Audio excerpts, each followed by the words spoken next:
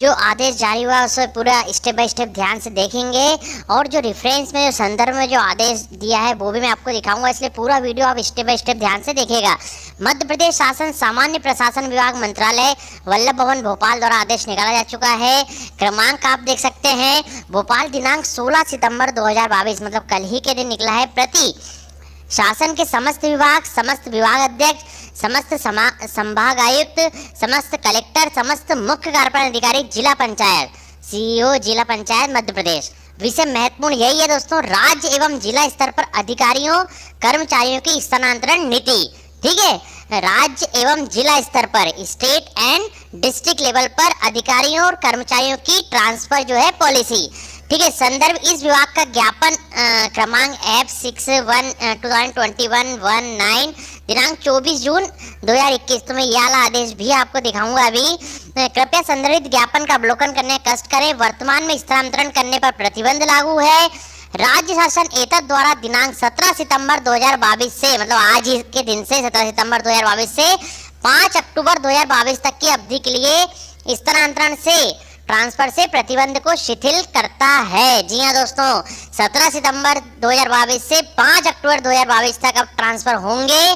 तो इस अवधि में प्रत्येक विभाग अपनी प्रशासनिक आवश्यकता को ध्यान में रखते हुए स्थानांतरण कर सकेंगे।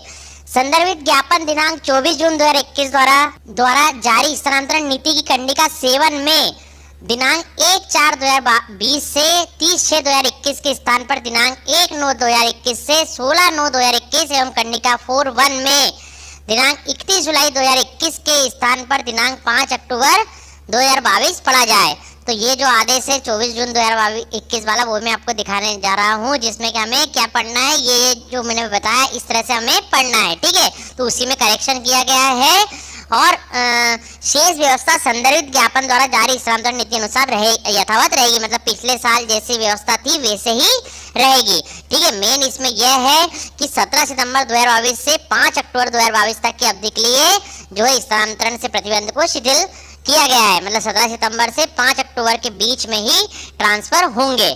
ठीक है, बाकी जो शेष व्यवस्था जो यथावत रहेगी वो मैं आपको दिखाने वाला हूँ। मध्य प्रदेश के राज्यपाल के नाम से तथा आदेश अनुसार अपर मुख्य सचिव महोदय मध्य प्रदेश शासन सामान्य प्रशासन विभाग द्वारा आदेश निकाला जा चुका है और प्रतिलिपि भी प्रत्येक विभाग में दी जा चुकी है। चूंकि ये प्रत्येक विभाग से रिलेटेड है इसलिए उप सचिव महोदय मध्य प्रदेश शासन सामान्य प्रशासन विभाग द्वारा प्रतिलिपि भी दी जा चुकी है। अब मैं दोस्तों जो संदर्भ में दिया हुआ है पत्र क्रमांक जिसमें पूरी शर्तें लिखी रहती हैं, क्योंकि सेम जो है पॉलिसी 24 जून 2021 को जो आदेश निकला है उसी के अनुसार है, तो वो हम देख लेते हैं।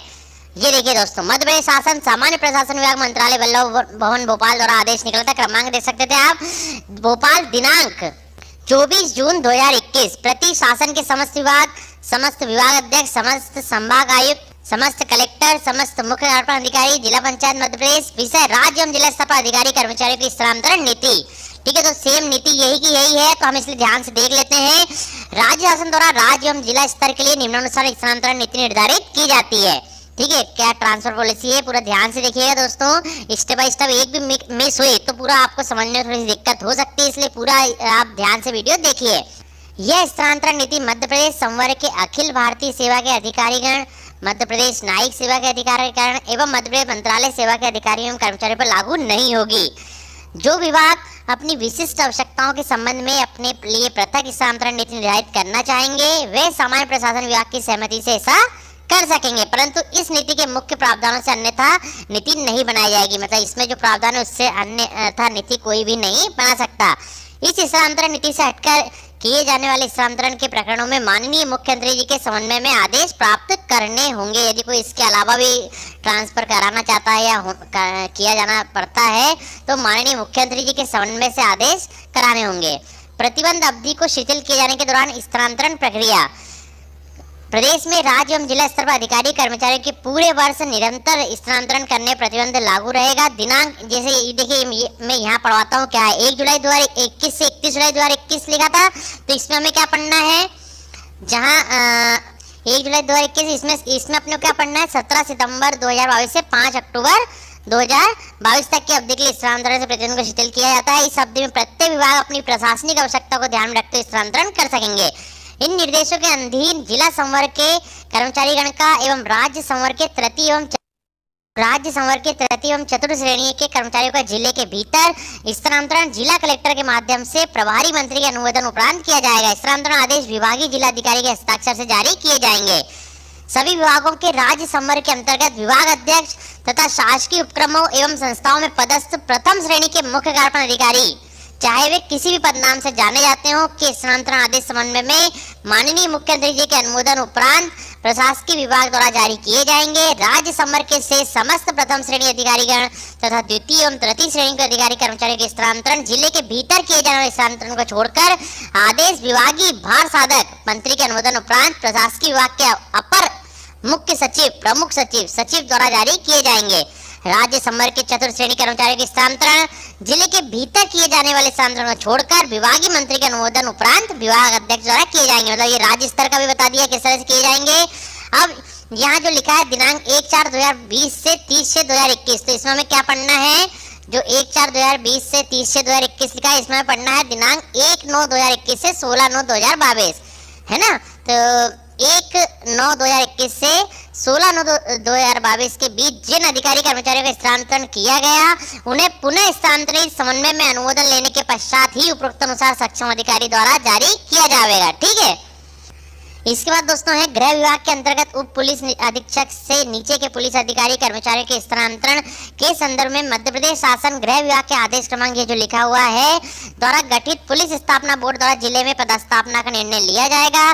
जिले के भीतर पुलिस अधीक्षक द्वारा प्रभारी मंत्री के परामर्श के उपरांत पदस्थापना की जाएगी। उप पुलिस अधीक्षक से वरिष्ठ अधिकारियों के स्थानांतरण पुलिस स्थापना बोर्ड के दिशा निर्देशों के अनुरूप विभागीय मंत्री के अनुमोदन उपरांत समन्वय में माननीय मुख्यमंत्री जी के अनुमोदन पश्चात किए जाएंगे। अब प्रतिबंध अवधि के दौरान स्थानांतरण, तो इसे दोस्तों अभी प्रतिबंध हट चुका है, तो अभी हमें इससे मतलब नहीं है, लेकिन बता देता हूँ। यदि स्थानांतरण नीति कंडिका 4 में वर्णित अवधि को छोड़कर जो अभी अवधि है 17 सितंबर से जो 5 अक्टूबर तक जो है, इस अवधि को छोड़कर शेष अवधि में स्थानांतरण प्रतिबंध रहेगा। प्रतिबंध अवधि में तथा स्थानांतरण नीति से हटकर सामान्यतः केवल निम्न अपवादी परिस्थितियों में प्रथम, द्वितीय एवं तृतीय श्रेणी के शासकीय सेवाओं के स्थानांतरण आदेश माननीय मुख्यमंत्री समन्वय में अनुमोदन उपरांत ही जारी किए जा सकेंगे। ठीक है। इसमें कई सारी चीजें रहती हैं। स्वयं की गंभीर बीमारी अथवा स्वयं की शारीरिक मानसिक दिव्यांगता कारण प्रस्तुत आवेदन के आधार पर, है ना, ऐसे न्यायालयीय निर्णय के अनुक्रम में जिसके माध्यम से प्रदत्त आदेश के अनुपालन के अतिरिक्त और कोई विधि विकल्प विशेष न हो, या शासकीय सेवक की अत्यंत गंभीर शिकायत, गंभीर अनियमितता, गंभीर लापरवाही प्रथम दृष्टया प्रमाणित होने पर। ठीक है। ऐसा ही इसी प्रकार लोकायुक्त संगठन, आर्थिक अपराध अन्वेषण ब्यूरो तथा पुलिस द्वारा शासकीय सेवक के विरुद्ध आपराधिक प्रकरण दर्ज करने अथवा अभियोजन की कार्रवाई प्रारंभ होने पर जांच प्रभावित न होने की दृष्टि से किए जाने वाले स्थानांतरण। ठीक है। ये सब जो बता रहे हैं प्रतिबंध अवधि में भी हो सकते हैं। निलंबन, दीर्घ अवकाश, त्याग पत्र, सेवानिवृत्ति। दोस्तों अच्छा समझ लीजिए, क्योंकि एक बार में हमें पूरे स्थानांतरण की जो है पॉलिसी समझ में आ जाए कि क्या क्या रहती है। सामान्य अनिवार्य स्वैच्छिक पदोन्नति, क्रमोन्नति, प्रतिनियुक्ति से वापसी अथवा शासकीय सेवक के निधन के फलस्वरूप रिक्त हुए पद की पूर्ति हेतु जिसके संबंध में विभाग का यह मत हो कि लोकहित में उक्त पद की पूर्ति स्थानांतरण प्रतिबंध अवधि में की जाना अत्यंत आवश्यक है। परियोजना कार्य पूर्ण होने पर अथवा पद अन्यत्र स्थानांतरित किए जाने के कारण स्थानांतरित किया जा सकेगा। प्रतिबंध अवधि में चतुर्थ श्रेणी कर्मचारियों के स्थानांतरण प्रकरण प्रशासकीय विभाग द्वारा निराकृत किए जाएंगे। अब देखिए दोस्तों, हम मेन देख लेते हैं स्थानांतरण नीति के अन्य मुख्य प्रावधान। स्थानांतरण आदेश जारी करने के पूर्व विभाग द्वारा स्थानांतरण नीति के महत्वपूर्ण मार्गदर्शी सिद्धांतों का पालन सुनिश्चित कराने का दायित्व विभाग के अपर मुख्य सचिव, प्रमुख सचिव, सचिव का रहेगा तथा विभाग अध्यक्ष स्तर से किए गए स्थानांतरण में दायित्व विभाग अध्यक्ष का रहेगा। जिला स्तर पर यह दायित्व संबंधित विभागीय अधिकारी का रहेगा। अब स्थानांतरण आदेश का निरस्तीकरण अथवा संशोधन स्थानांतरण की श्रेणी में ही आता है। अतएव ऐसे प्रकरणों में स्थानांतरण पर प्रतिबंध की अवधि में स्थानांतरण के निर्धारित प्रक्रिया का अनुसरण आवश्यक है। एक ही मुख्यालय पर स्थित एक कार्यालय से उसी मुख्यालय पर स्थित दूसरे कार्यालय में प्रशासकीय दृष्टि से स्थानीय परिवर्तन सक्षम अधिकारियों द्वारा किया जा सकेगा। यह एक स्थानीय व्यवस्था जिसे स्थानांतरण की श्रेणी में नहीं रखा जाएगा। प्रत्येक पद संवर्ग में वर्ष में प्रतिबंध अवधि एवं प्रतिबंध शिथिलीकरण अवधि को मिलाकर अधिकतम निम्नानुसार स्थानांतरण किए जा सकते हैं। तो अधिकतम किस तरह से निम्नानुसार स्थानांतरण किए जा सकेंगे वो हम देखते हैं। अब टेबल दोस्तों आप ध्यान से देखिएगा। तो दोस्तों पहला रहेगा क्रमांक, इधर रहेगा पद संवर्ग की संख्या, अधिकतम स्थानांतरण का प्रतिशत पद संवर्ग में कार्यरत संख्या के आधार पर इसका प्रतिशत निकलेगा। ठीक है, तो दोस्तों पहला जैसे है 200 तक यदि संख्या है पद या संवर्ग की, तो हो सकेगा 20% तक। ठीक है, 200 तक यही संख्या है तो 20% होगा। 201 से 2000 तक संख्या है तो 10% तक ट्रांसफर होगा, और 2000 से अधिक की संख्या है पद या संवर्ग की तो 5% तक ट्रांसफर होगा। तो ये आप इसका स्क्रीनशॉट ले सकते हैं दोस्तों, वीडियो से यही पूरी प्रोसेस फॉलो की जाएगी। ठीक है, इसके बाद हम देख लेते हैं स्थानांतरण द्वारा रिक्त पदों की पूर्ति सबसे पहले अनुसूचित क्षेत्रों में की जाए। अनुसूचित क्षेत्रों में 100% रिक्त पदों की पूर्ति होने के बाद ही गैर अनुसूचित क्षेत्रों में रिक्त पद स्थानांतरण द्वारा भरे जाएंगे। अनुसूचित क्षेत्रों में 3 वर्ष की सेवा पूर्ण करने पर ही स्थानांतरण किए जाएंगे, किंतु ऐसे स्थानांतरण उनकी जिले में पदस्थापना की वरिष्ठता के क्रम से किए जाएंगे, अर्थात जो पूर्व से पदस्थ हो उसका स्थानांतरण पहले किया जाए। अनुसूचित क्षेत्रों से गैर अनुसूचित क्षेत्रों में स्थानांतरित शासकीय सेवकों को तब तक भार मुक्त न किया जाए जब तक कि उनके स्थान पर पदस्थ अधिकारी कर्मचारी द्वारा पदभार ग्रहण न कर लिया गया। मतलब एक जैसे यदि ट्रांसफर किया गया है तो जब तक दूसरा व्यक्ति नहीं आ जाता तब तक भार मुक्त नहीं करना है, ये सामान्य नियम है। परंतु उक्त शर्त एक अनुसूचित क्षेत्र से दूसरे अनुसूचित क्षेत्र में स्थानांतरित अधिकारी कर्मचारी लागू नहीं होगी। अनुसूचित क्षेत्रों से गैर अनुसूचित क्षेत्रों में स्थानांतरित शासकीय सेवकों के रिलीवर की प्रतीक्षा किए बिना भार मुक्ति के विशिष्ट अपवादिक प्रकरणों में विभागीय मंत्री द्वारा समन्वय में मुख्यमंत्री जी का अनुमोदन प्राप्त कर निर्णय किया जा सकेगा। इसी प्रकार राज्य प्रशासनिक सेवा के अधिकारियों की पद स्थापना सामान्य प्रशासन विभाग द्वारा जिले में की जाएगी। जिले के भीतर डिप्टी कलेक्टर, संयुक्त कलेक्टर के अनुविभाग में पदस्थापना या अनुविभाग परिवर्तन कलेक्टर द्वारा जिला प्रभारी मंत्री से परामर्श उपरांत किया जा सकेगा। इसी प्रकार तहसीलदार, अतिरिक्त तहसीलदार एवं नायब तहसीलदार की जिले में पदस्थापना स्थानांतरण जिला कलेक्टर द्वारा जिला प्रभारी मंत्री के परामर्श उपरांत ही की जा सकेगी। जिलों में पदस्थ प्रथम श्रेणी एवं द्वितीय श्रेणी के कार्यपालक अधिकारियों को के एक स्थान पर 3 वर्ष की पद स्थापना पूर्ण कर लेने पर जिले से अन्यत्र प्राथमिकता पर स्थानांतरण किया जा सकेगा। तृतीय श्रेणी कार्यपालिक अधिकारियों एवं कर्मचारियों का भी एक स्थान पर सामान्यतः 3 वर्ष या उससे अधिक पदस्थापना की अवधि पूर्ण कर लेने के कारण स्थानांतरण किया जा सकेगा।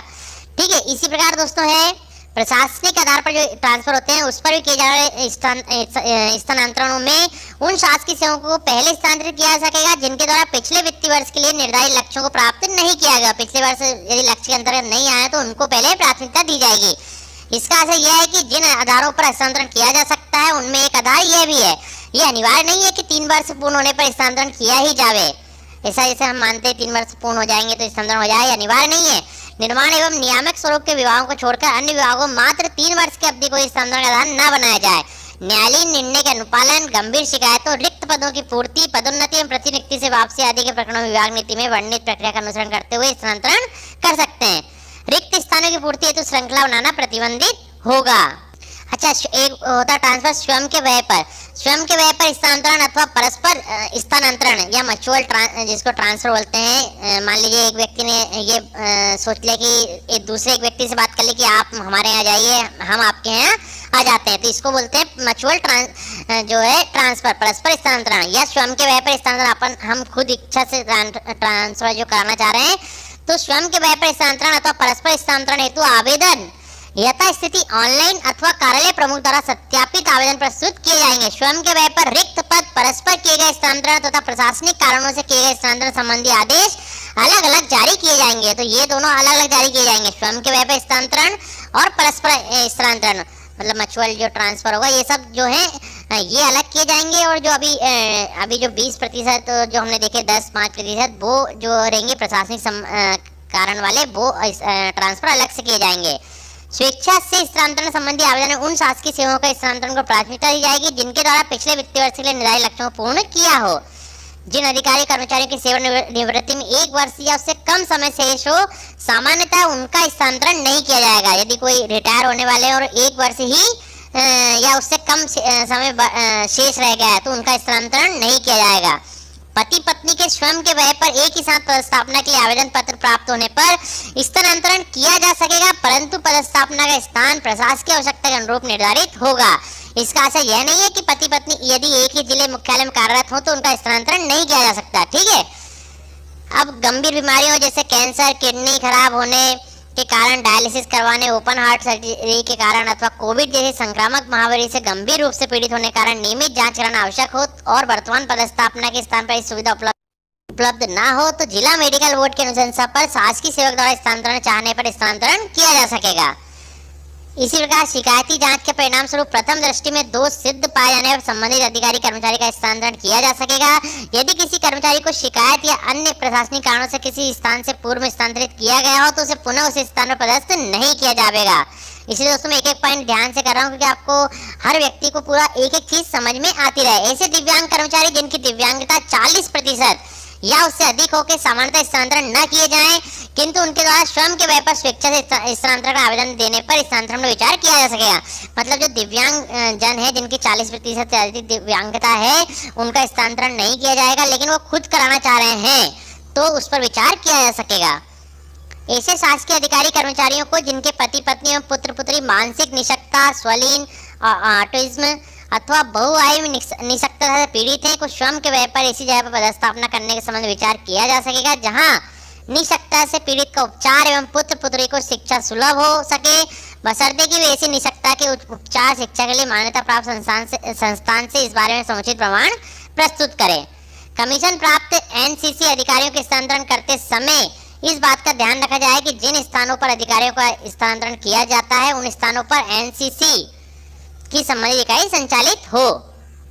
किन्हीं भी कार्यपालिक कर्मचारी अधिकारियों को उनके गृह जिले में स्थानांतरण के द्वारा अथवा पदोन्नति की स्थिति में सामान्यतः पदस्थ न किया जाए, किंतु अविवाहित, विधवा, तलाकशुदा, परित्यक्ता महिलाओं के प्रकरणों में उनके गृह जिले में स्थानांतरण किया जा सकता है। ठीक है। कृषि विकास संचालय एवं कृषि अभियांत्रिकी संचालय के अधीनस्थ तृतीय श्रेणी कार्यपालिक कर्मचारियों के उनके गृह तहसील विकास खंड को छोड़कर गृह जिले में स्थानांतरण के द्वारा पदस्थ किया जा सकेगा। जिन कार्यालयों में निर्धारित मापदंड से अधिक स्टाफ है उसे अन्यत्र स्थानांतरित कर युक्तियुक्तकरण किया जावे। ये भी बहुत अच्छा पॉइंट है दोस्तों। मैं एक एक पॉइंट इसलिए बता रहा हूँ कि हर विभाग से संबंधित है, पूरी ट्रांसफर नीति है 2022-23 की, इसलिए मैं बता रहा हूँ कि प्रत्येक विभाग ये वीडियो देखकर समझ सकेगा। ठीक है, तो आप पूरा वीडियो ध्यान से देखिए। तकनीकी शिक्षा एवं कौशल विकास विभाग तथा उच्च शिक्षा विभाग के जिन संस्थाओं, विद्यालयों, महाविद्यालयों में विषयवार निर्धारित संख्या से अधिक शिक्षक कार्यरत हों वहां से अतिशेष शिक्षकों को अन्यत्र पदस्थ किया जाए।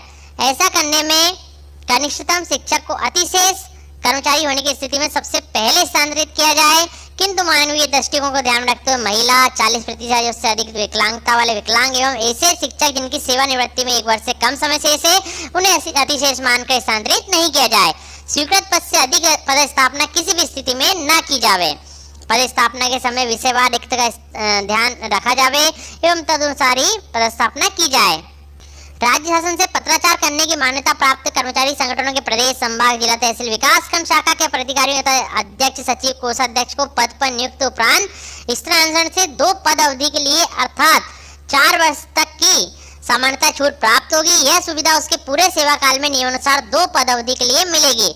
4 वर्ष से अधिक पदस्थापना अवधि पूर्ण होने पर प्रशासकीय आवश्यकता अनुसार ऐसे पदाधिकारियों को भी स्थानांतरित किया जा सकेगा। संगठन के पदों में नियुक्ति की पूर्व सूचना के संबंध में सक्षम पदाधिकारी की संतुष्टि का आधार मुख्य होगा। इस संबंध में शासन के पत्र क्रमांक ये दिया हुआ है के प्रावधानों का अवलोकन करें, जिसमें स्पष्ट किया गया है कि मान्यता प्राप्त कर्मचारी संगठनों द्वारा निर्वाचन के पश्चात निर्वाचित पदाधिकारियों की सूची उनके कार्यकाल सहित संबंधित कलेक्टर को दी जाएगी। इसके साथ साथ संबंधित विभाग प्रमुख जहां वे कार्यरत हो तथा सामान्य प्रशासन विभाग कर्मचारी कल्याण प्रकोष्ठ को दिनांक 30 अप्रैल की स्थिति में सौंप दी गई हो उन्हीं पदाधिकारियों को स्थानांतरण छूट का लाभ दिया जाना चाहिए। किसी भी स्थापना में स्वीकृत पदों से अधिक पदस्थापना नहीं की जाएगी। इसी प्रकार क्रय स्टोर स्थापना शाखा में कार्यरत अधिकारी कर्मचारियों को सामान्यतः 3 वर्ष की अवधि पूर्ण होने पर अन्य शाखा में अन्य स्थान पदस्थ किया जाए।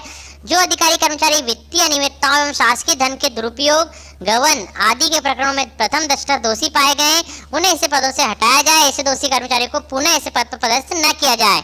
माननीय उच्च न्यायालय जबलपुर ने याचिका क्रमांक ये पूरा दिया है में पारित निर्णय आदेश दिनांक ये दिया है। मैं शासन द्वारा कर्मचारियों के एक स्थान से दूसरे स्थान पर स्थानांतरण नीति के अंतर्गत जारी निर्देशों का ध्यान नहीं रखने पर टिप्पणी की है, जैसे बिना रिक्त पद के स्थानांतरण किया जाना, पद रिक्त न होने के कारण कर्मचारियों को न्यायालय की शरण में जाना पड़ता है। अतः विभाग आदेश जारी करने के पूर्व सुनिश्चित कर ले कि जिस अधिकारी कर्मचारी का स्थानांतरण जहाँ किया जा रहा है वहाँ पद रिक्त है भी या नहीं। आदेश जारी करने के पूर्व विभाग द्वारा पद रिक्तता का विनिश्चय करने का दायित्व विभाग के प्रमुख सचिव का रहेगा। विभाग अध्यक्ष स्तर से किए गए स्थानांतरण दायित्व विभाग अध्यक्ष का रहेगा। जिस जिले में अधिकारी पूर्व में पदस्थ रह चुके हों वहां उनकी उसी पद पर पुनः पदस्थापना सामान्यतः नहीं की जाए। ताज हसन की उच्च प्राथमिकता वाली योजनाओं में न्यूनतम स्थानांतरण किए जाएं एवं इन योजनाओं में प्रतिनियुक्ति व पदस्थ अधिकारी कर्मचारियों के स्थानांतरण योजना क्रियान्वयन विभाग की अनुमति के बिना न किए जाएं। संलग्न तालिका में सम्मिलित कम लिंग अनुपात वाले जिलों में उच्च प्रशासनिक पदों पर यथासंभव महिला अधिकारियों की पदस्थापना की जाए। मैं वो भी दिखाने वाला हूँ आपको तालिका। जिन अधिकारियों कर्मचारियों के विरुद्ध नैतिक पतन संबंधी आपराधिक प्रकरण लंबित हो उनकी तैनाती कार्यपालिक एग्जीक्यूटिव पदों पर न की जाए। ऐसे अधिकारी कर्मचारियों जिनके विरुद्ध विभागीय जांच लंबित हो की पदस्थापना सामान्यतः कार्यपालिक एग्जीक्यूटिव पदों पर नहीं की जाए। समस्त स्थानांतरण आदेश ऑनलाइन अपर मुख्य सचिव, प्रमुख सचिव, सचिव विभाग अध्यक्ष के शासकीय ईमेल द्वारा जारी किए जाएंगे। 31 जुलाई 2021। तो इसमें जो लिखा है हमारे इसमें क्या लिखा है 5 अक्टूबर 2022 के बाद की गई ईमेल में उल्लेखित स्थानांतरण जो निर्धारित अवधि के बाद जारी किए जाने पर स्वमेव सुमोटो शून्य माने जाएंगे। इसके बाद कोई ट्रांसफर नहीं होगा। ऐसे आदेशों का पालन नहीं किया जाएगा। स्थानांतरण आदेश जारी होने के 2 सप्ताह के भीतर स्थानांतरित अधिकारी कर्मचारी को कार्य मुक्त किया जाना अनिवार्य होगा। मतलब जैसे ही ट्रांसफर आदेश होता है तो 2 सप्ताह के भीतर ही कार्य मुक्त भी किया जाना अनिवार्य होगा। यदि किन्हीं महत्वपूर्ण लंबित शासकीय कार्यों को निपटाने के लिए कार्य मुक्त करने में कठिनाई हो तो कार्य मुक्त करने के लिए सक्षम अधिकारी द्वारा स्थानांतरण आदेश जारी करने वाले अधिकारी से पूर्वोक्त 2 सप्ताह की अवधि बढ़ाने का तत्काल अनुरोध किया जाए। स्थानांतरण आदेश जारी करने वाला अधिकारी लिखित में कार्य मुक्त होने की अवधि को 10 दिवस से अनधिक नहीं बढ़ा सकेगा। 10 दिवस से अनधिक बढ़ा सकेगा, 10 दिवस से अधिक बढ़ा सकेगा। ऐसी बढ़ी हुई अवधि तक ही स्थानांतरित अधिकारी कर्मचारी पूर्व पदस्थापना पर रोका जा सकेगा। यथा स्थिति 2 सप्ताह की सामान्य समय अवधि अथवा बढ़ी हुई समय अवधि व्यतीत हो जाने पर सक्षम प्राधिकारी या उसके वरिष्ठ स्तर का अधिकारी स्थानांतरित अधिकारी कर्मचारी को कार्य मुक्त करेगा। उक्त अवधि में स्थानांतरित अधिकारी कर्मचारी यदि कार्य मुक्त नहीं होता है तो उसे एक तरफा कार्य मुक्त किया जाएगा। एक तरफा कार्य मुक्त करने की तिथि से स्थानांतरण आदेश क्रियान्वित होना माना जाएगा। स्थानांतरण आदेश के क्रियान्वयन के लिए सभी स्थानांतरण आदेशों में ट्रेजरी प्रयुक्त होने वाला एम्प्लॉय कोड डालना अनिवार्य होगा। कार्य मुक्ति के लिए पूर्वोक्त कंडिकाओं में निर्धारित समय अवधि के उपरांत अधिकारी कर्मचारी जो का वेतन का आहरण जिस स्थान से स्थानांतरण किया गया है उस स्थान से अनिवार्यता बंद हो जाएगा। यदि इसके विपरीत वेतन आहरित होता है तो यह वित्तीय अनियमितता मानी जाएगी। कार्य मुक्ति के तत्काल पश्चात अंतिम वेतन प्रमाण पत्र तथा अन्य सेवा अभिलेख आवश्यक रूप से नवीन पदस्थापना कार्यालय को भिजवा दिए जाएंगे। इसके लिए कार्यालय प्रमुख आहरण व संवितरण अधिकारी विशेष रूप से उत्तरदायी होंगे। कार्य मुक्त होने के पश्चात स्थानांतरित अधिकारी कर्मचारी का वेतन नवीन पदस्थापना से ही आहरित होगा। ठीक है, जहां ट्रांसफर होकर गए हैं वहीं से आहरित होगा। कार्य मुक्त होने के पश्चात एवं नवीन पदस्थापना पर कार्यभार ग्रहण करने के मध्य की अवधि के किसी भी प्रकार का अवकाश प्रशासकीय विभाग के माध्यम से सामान्य प्रशासन विभाग का अभिमत प्राप्त होने के पश्चात ही स्वीकृत किया जा सकेगा। स्थानांतरण आदेश का बिना युक्तियुक्तकरण कारणों से अपालन, बिना पूर्वानुमति एवं स्वीकृति के अवकाश पर प्रस्थान करने वाले अधिकारी कर्मचारी के विरुद्ध प्रत्यक्ष अनुशासनात्मक कार्रवाई प्रारंभ की जाएगी। स्थानांतरित किए गए शासकीय सेवक का अवकाश नई पदस्थापना वाले कार्यालय से ज्वाइन करने के पश्चात स्वीकृत किया जाएगा। मतलब पहले ज्वाइन कर ले, फिर यदि अवकाश लेना है तो ले सकते हैं। स्थानांतरण के विरुद्ध ये अभ्यावेदन सामान्य प्रशासन विभाग के परिवर्तन क्रमांक दिया हुआ है के द्वारा निर्धारित प्रक्रिया के तहत निपटाए जाएंगे। जहां तक कलेक्टर, विभागीय अधिकारी, वन संरक्षण, पुलिस अधीक्षक द्वारा जारी किए गए स्थानांतरण आदेशों के विरुद्ध अभ्यावेदन का प्रश्न है, इनका निराकरण विभाग अध्यक्ष के द्वारा संबंधित विभाग के विभागीय मंत्री के अनुदान से किया जाएगा। विभागों द्वारा किए गए प्रथम श्रेणी संवर्ग के अधिकारियों के स्थानांतरण संबंधित अभ्यावेदन का निराकरण मुख्य सचिव द्वारा माननीय मुख्यमंत्री के अनुमोदन से किया जाएगा। द्वितीय, तृतीय एवं चतुर्थ श्रेणी के अधिकारी कर्मचारियों के स्थानांतरण संबंधित अभ्यावेदनों का निराकरण विभागीय अपर मुख्य सचिव, प्रमुख सचिव, सचिव द्वारा विभागीय मंत्री के अनुदान से किया जाएगा। सामान्यतः स्थानांतरण द्वारा रिक्त होने वाले पद की पूर्ति उसी पद के समकक्ष अधिकारी की पदस्थापना से की जाए। नियमित अधिकारी कर्मचारी का स्थानांतरण कर उस पद का प्रभार कनिष्ठ अधिकारी को न दिया जाए। सही प्रकार के संलग्नीकरण समाप्त किया जाना सुनिश्चित किया जाए। मतलब कोई अटैचमेंट नहीं रहेगा। जैसे किसी विभाग में अटैच कर देते हैं मुख्यालय पर, तो सभी प्रकार के संलग्नीकरण समाप्त किया जाना सुनिश्चित किया जाए। विभागीय प्रमुख सचिव विभाग अध्यक्ष जारी किए गए स्थानांतरण आदेश की प्रति जारी होने के दिनांक को ही सामान्य प्रशासन विभाग के ईमेल पर प्रसिद्ध करेंगे। प्रमुख सचिव विभाग अध्यक्ष इस मेल को भेजने के लिए स्वतः उत्तरदायी होंगे। मध्य प्रदेश के राज्यपाल के नाम से तथा आदेश अनुसार अपर सचिव महोदय मध्य प्रदेश शासन सामान्य प्रशासन विभाग, यहाँ पर यही आएंगे। ये जो हमने देखे यही रहेंगे, अपर मुख्य सचिव मध्य प्रदेश शासन सामान्य प्रशासन विभाग। ठीक है, तो अब ये मैं एक सिंपली आपको ये स्क्रॉल करके दिखा देता हूँ। राज्य स्थानांतरण नीति जो वर्ष 2011 की जनगणना के अनुसार प्रदेश के 900 से कम लिंग अनुपात वाले जिलों की तालिका है जो पिछली बार दी थी, वो मैं आपको स्क्रॉल करके दिखा देता हूँ एक बार जल्दी से। और ये बस इतने ही जिले हैं, 9 ही जिले हैं। इस आदेश की जो है प्रतिलिपि भी प्रत्येक विभाग में दी जा चुकी है। ठीक है, तो ये हमने देख लिया दोस्तों पूरा। ठीक है दोस्तों, तो मैंने आपको जो नया आदेश जारी हुआ है 16 सितंबर 2022 को वो भी दिखाया, और जो संदर्भ दिया हुआ था 24 जून 2021 का, क्योंकि बाकी की सारी नीति पूरी 24 जून 2021 वाले जो आदेश है उसी की नीति मानी गई है, इसलिए मैंने दोनों आदेश आपको दिखाए और प्रत्येक विभाग संबंधित है। इसलिए पूरा वीडियो शुरू से आखिरी तक ध्यान से देखिएगा तो आपके सारे कन्फ्यूजन दूर हो जाएंगे। ठीक है, तो दोस्तों ये तैयारी कर लीजिए क्योंकि स्टार्ट हो चुके हैं ट्रांसफर। 17 सितंबर 2022 से 5 अक्टूबर 2022 के बीच में आप ट्रांसफर होंगे। ठीक है, तो दोस्तों इसी प्रकार और भी कोई न्यू अपडेट आता है तो मैं आपको अवगत कराते रहूंगा, इसके लिए आप मेरे साथ बने जरूर।